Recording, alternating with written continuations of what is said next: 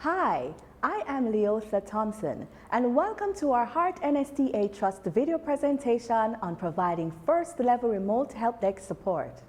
This is a video that is crucial to IT help desk support technician field, and as such, you will need to pay close attention to the details. Let's begin. By the end of this video, you should be able to identify user support issues, identify the hardware or software being used by the customer or client, confirm resolution of user support issue, and maintain communication link. Throughout the video, you will be exposed to the following employability skills: collect, analyze, and organize information, solving problems, communicating ideas and information effectively, active listening, using technology. We will be using the following tools and equipment to simulate first-level remote help desk support: computer system and headset. In this section, we will be exploring ways in which we can determine the user support issues in keeping with the guidelines of the organization we are operating under. Organizations that provide help desk services for employees, as well as those that provide these same services for external organizations, all have one thing in common. They operate based on standardized guidelines and separate the requests coming in by tiers. There are 5 tiers in total, numbered 0 to 4: self-help, basic help desk resolution, in-depth technical support, expert product and service support, and outside support for problems not supported by the organization. For this unit, we will be focusing on basic help desk resolution. At this level, we provide support for customers that have issues such as usage problems, as well as fulfilling requests that require IT involvement. The conversations are normally scripted. However, there are 3 things we do well to perform. First, we must ensure that the person on the line is eligible for the service. This is normally done through confirmation of an existing relationship with the company and is carried out through verifying information such as an employee number, warranty status, and so on. Next, we must clarify the issue. In order to help someone with a request, we must ensure we understand what they're asking us for. For example, a caller may say they have an issue with their Windows, when they really mean they're having issues with Microsoft Word. Clarity at that very beginning saves time, embarrassment, and reduces frustration. We must ensure that techniques such as active listening and appropriate questioning techniques are utilized in carrying out effective communication with customers. Finally, we must confirm the issue or support difficulty, rephrasing it using simpler technical terms that are easily understood to ensure that what is being documented is the actual issue faced by the customer and not what you think might be the issue. It is important to note that if you realize that a problem seems to fall outside of what is covered in the script, or no solution can be found, the issue must be escalated to the next tier. A service ticket will be generated, noting the issue being escalated, and this ticket is also shared with the customer and logged into the system to be picked up by the next tier support. Let's review what we've done so far. There are 5 tiers of user support. Tier 0, self-help. Tier 1, basic help desk support. Tier 2, in-depth technical support. Tier 3, export product and service support. And Tier 4, outside support for problems not supported by the organization. In making a determination of the support issue, we must identify the caller's eligibility, whether through warranty, employee number, etc. Clarify the support difficulty or change requests. Utilize effective communication skills such as listening and questioning techniques.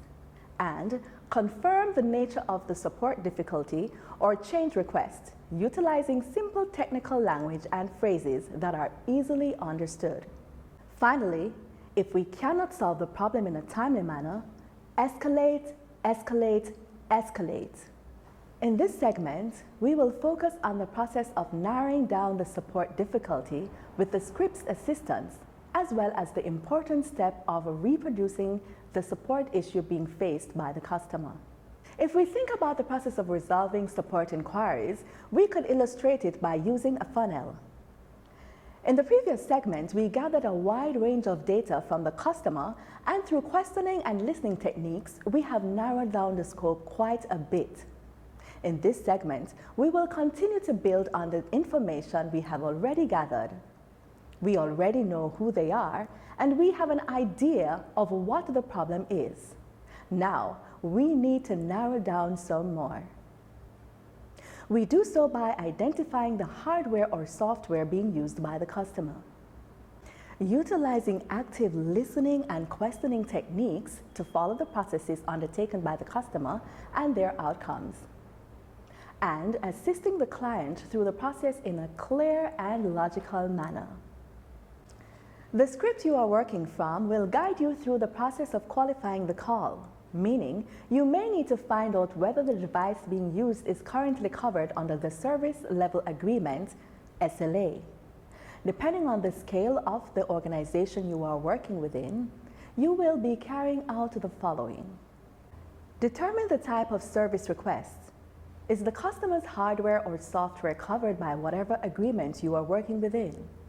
If not, it would be wise not to lead the customer on and provide recommendations on the customer's next steps.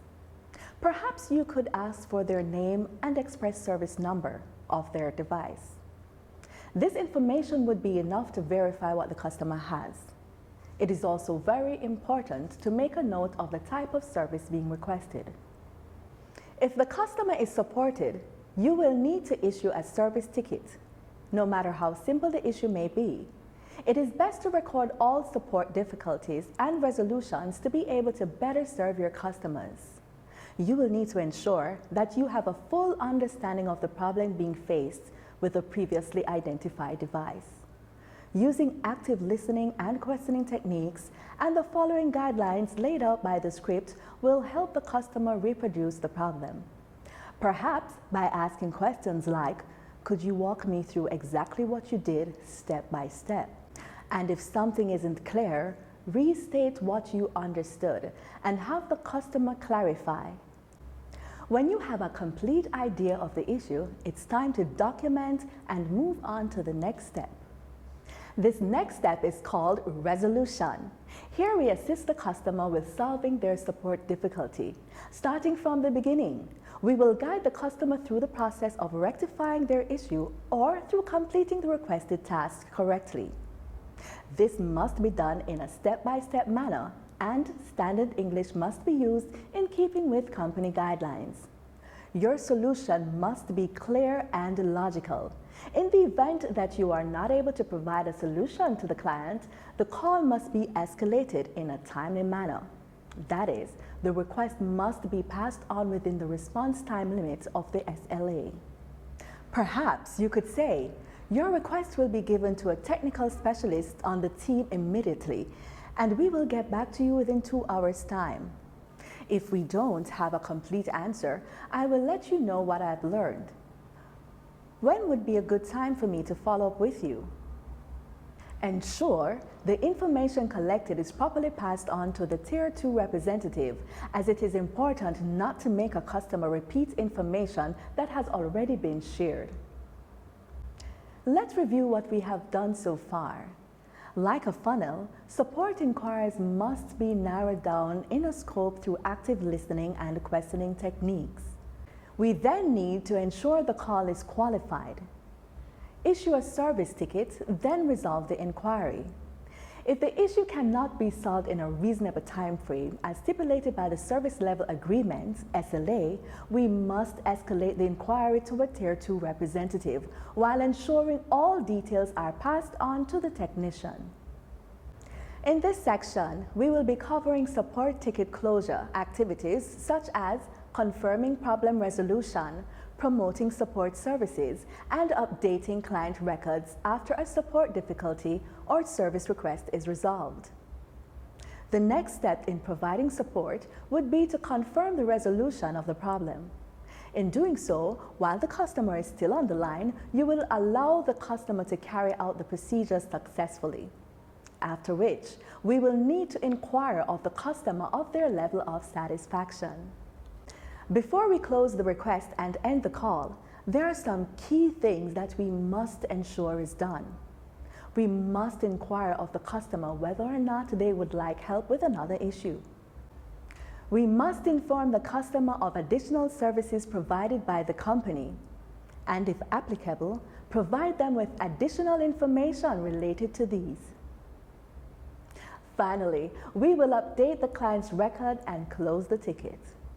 As a matter of housekeeping, whenever we resolve a particular complex or difficult request, it is generally acceptable to contact the customer at a later date and perform a follow-up.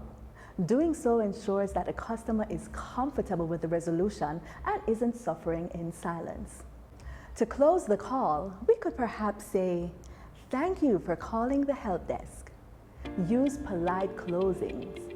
Example, "Have a nice day," will make customers feel relaxed and pleased with the help desk.